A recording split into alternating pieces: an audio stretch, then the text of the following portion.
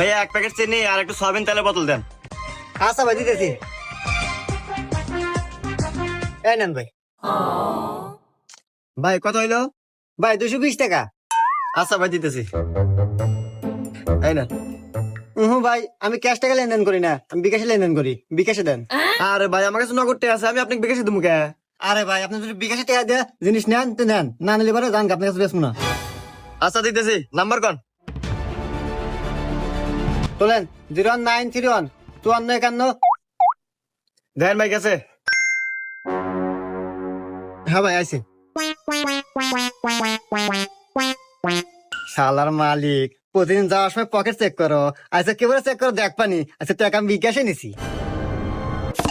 এ হে রে, সাওলে নাকি তো হাতে নিলাম না, জানি আসি। না তুহানের মাল